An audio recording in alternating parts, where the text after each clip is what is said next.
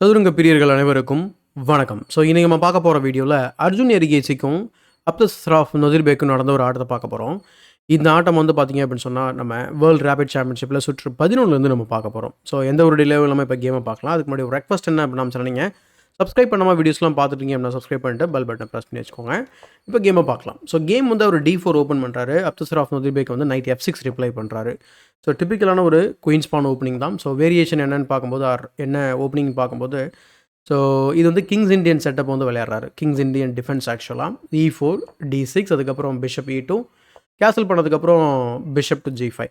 இந்த வேரியேஷன் வந்து bishop G5ல develop பண்ணுறது வந்து அவர்பாக் வேரியேஷன் சொல்லி டினோட் பண்ணுது. ஐடியா என்ன அப்படின்னா, நீங்கள் அலோவ் பண்ணிங்க அப்படின்னா உடனே குயின் D2 போட்டு பிஷப் H6ல வைக்கிறது தான் ஐடியா. ப்ளஸ் H6 ப்ரொவோக் பண்ணுறதும் இங்கே மெயின் மூவ் தான். ஸோ H6ம் நீங்கள் விளையாடலாம் தாராளமாக. பட் இங்கே வந்து C5 விளையாடுறாரு. C5ஓட ஐடியா என்ன அப்படின்னா, ஜஸ்ட் உங்களுடைய முக்கியமான ஒரு டார்க் ஸ்கொயரை வந்து கண்ட்ரோல் பண்ணுறது தான் இதோட ஐடியா. ஸோ தட் இந்த பிஷப் வந்து பார்த்திங்கன்னா உங்களுக்கு ஆக்டிவ் ஆகும். நம்ம மிடில் கேமில் ஒரு இடத்துல பார்ப்போம், நம்ம சில டாக்டிஸ் பார்ப்போம். முக்கியமாக D4 ஸ்கொயர்ஸில் டாக்டிஸ் நடக்கும். பிளாக்குக்கு ஃபேவரபுளான ஸ்கொயர் வந்து இந்த D4 ஸ்கொயர் தான். ஸோ அதை நம்ம வந்து கைப்பற்றுறதுக்கு C5ஓ E5ஓ விளையாடுவாங்க. பட் C5 தான் பெட்டர். ஏன்னா நம்ம வந்து பிஷப்போட டயகனல் ஓப்பன் பண்ணுறோம். ஸோ D5 அதுக்கப்புறம் ஸ்பேஸ் கெயின் பண்ணுறாரு.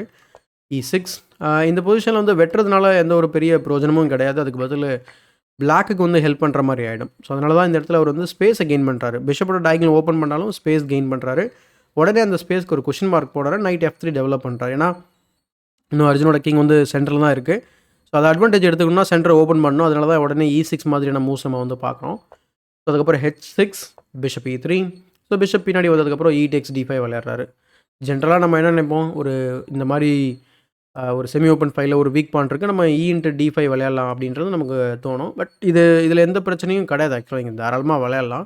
ஸோ என்னன்னா, இது நீங்கள் பிஷப் F5 வந்து டெவலப் பண்ணுறதுக்கு அலோவ் பண்ணுற மாதிரி இருக்கும். அப்புறம் எப்படினாலும் நீங்கள் வந்து கேன்சல் பண்ணிவிடுவீங்க. இல்லைனா வந்து சென்டரில் அவங்க அட்டாக் வந்து ஜெனரேட் பண்ண வாய்ப்பு நிறையவே இருக்குது.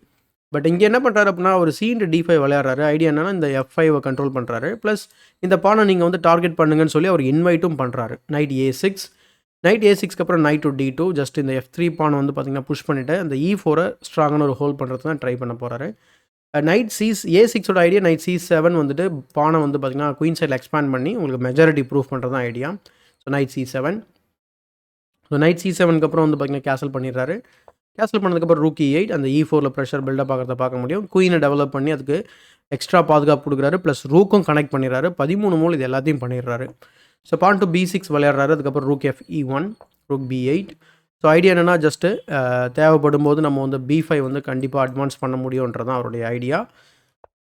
ஸோ பான் டு A4 அதை தடுக்கிறதுக்கான முயற்சி. Night A6 விளையாடுறாரு. இந்த பொசிஷனில் வந்து நீங்கள் வந்து A6 ஃபாலோடு பை B5 அல்லது பிஷப் டு D7 போட்டு அதுக்கப்புறம் B5 இப்படி நீங்கள் பொறுமையாக குயின் சைடு எக்ஸ்பேண்ட் ஆகலாம்.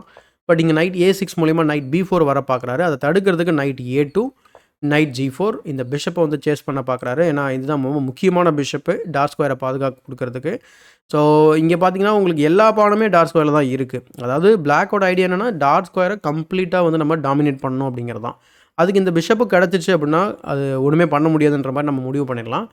அந்த காரணத்தினால பிஷப் இன்ட்டு G4 வந்து அவசியமாக ஆடுற மாதிரி ஆகிடுது. அதுக்கப்புறம் பிஷப் இன்ட்டு G4 அதுக்கப்புறம் F3. ஸோ இப்போது நம்ம பிஷப் வந்து போனதுனால லைட் ஸ்கோரில் எல்லா பானும் இருக்குது. இப்போ இவருக்கு இந்த பிஷப் வந்து ப்ராப்ளம். ஸோ எங்கே வந்து நேச்சுரலாக வைக்க போகிறாரு அப்படிங்கிறதுனா D7ல் மட்டும்தான் வைக்க முடியும். ஸோ ரொம்ப ஒரு பேட் பீஸ் அப்படின்னு சொல்லலாம்.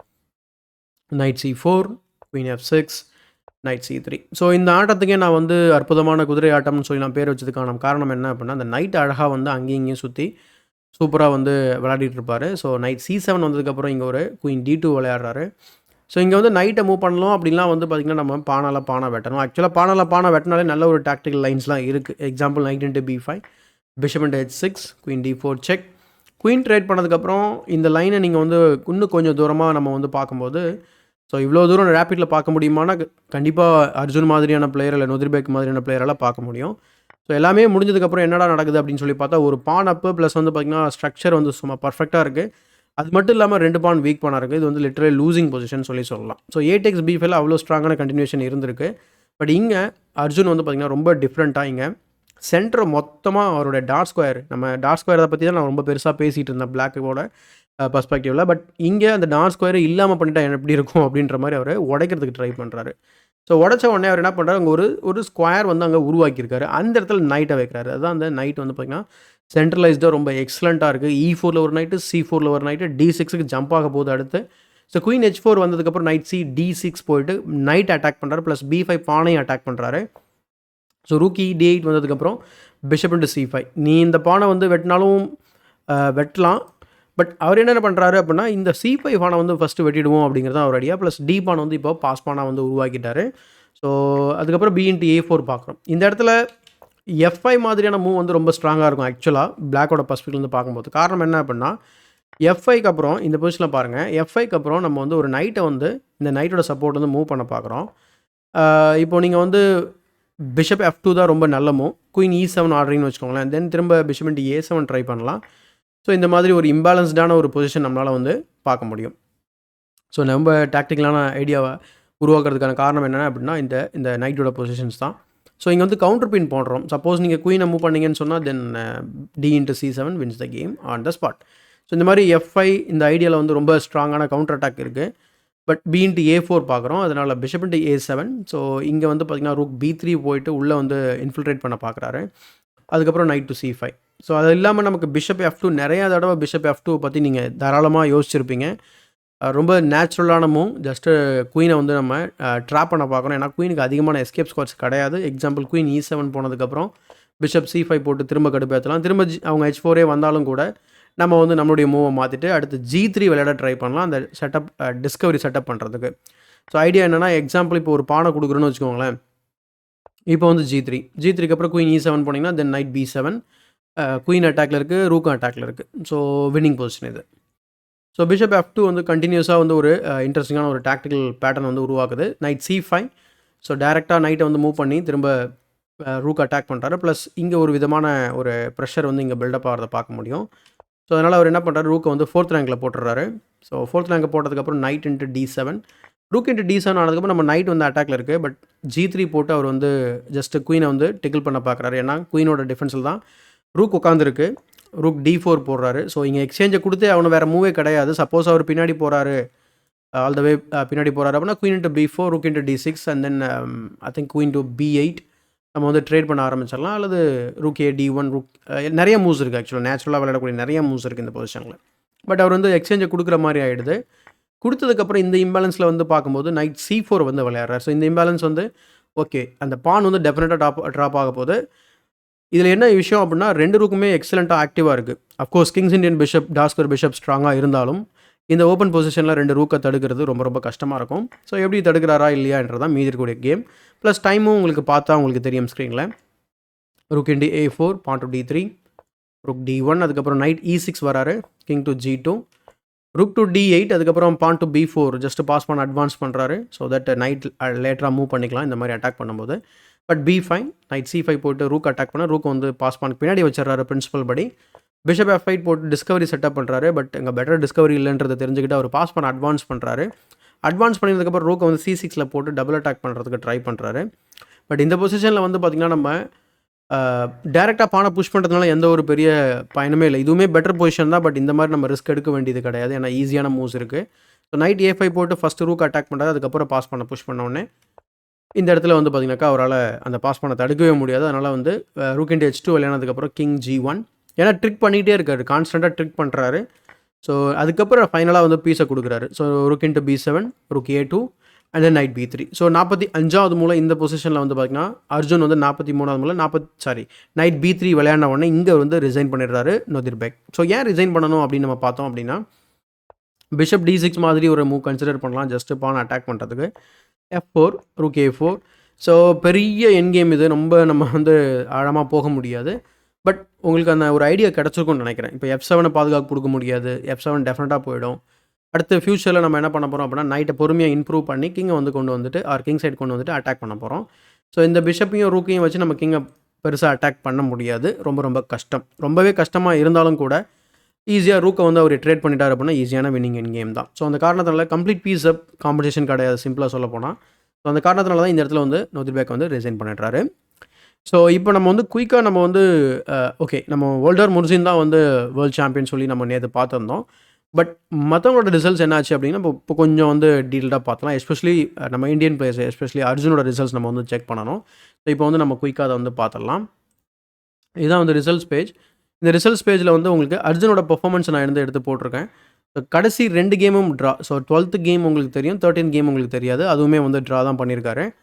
ஸோ மற்றபடி வந்து பார்த்திங்கன்னா அவர் 2 லாஸ் சஃபர் ஆகிருக்காரு. இதில் ஒரு லாஸ் வந்து அவர் ஏதாவது பண்ண முடிஞ்சிருந்தா கூட கண்டிப்பாக வந்து இங்கே பெட்டராக பண்ணியிருப்பார் இந்த டோர்னமெண்ட்டை பொறுத்த வரைக்கும். ஸோ இந்த 2 லாஸுக்கு அப்புறமும் அவரால் வந்து 9 பாயிண்ட் செக்யூர் பண்ணி 5th பிளேஸ் வந்து வந்திருக்காரு. So first place Volodar Murzin, Alexander Grischuk. So Alexander Grischuk வந்து பார்த்திங்கன்னா தெரியாத பிளேயர்ஸே இருக்க மாட்டாங்க. ரொம்ப இன்ட்ரெஸ்டிங்கான ஒரு பிளேயர், ரொம்ப சீனியர் பிளேயரும் கூட. ஸோ அவர் வந்து பார்த்திங்கன்னா ஜென்ரலாக நான் போன வீடியோவில் கூட சொன்னேன்னு நினைக்கிறேன். இந்த வேர்ல்டு சாம்பியன்ஷிப் மாதிரியான அந்த ரேப்பிடு இல்லை பிளிட்ஸ் இந்த மாதிரி முக்கியமான ஈவெண்ட்ஸ்லாம் டெஃபினட்டாக பார்ட்டிசிபேட் பண்ணுவார். வருஷம் இதில் வந்துருவார். செகண்ட் பிளேஸ் வந்திருக்காரு. ரொம்ப இன்ட்ரெஸ்டிங்கான ஒரு ஸ்கோர் அவருக்கு. யான் நெப்போம்னியாஷி அஃப்கோர்ஸ் அவரை பற்றி எல்லாருக்கும் தெரிஞ்சிருக்கும். ஸோ 9.5 எடுத்திருக்கிறாரு.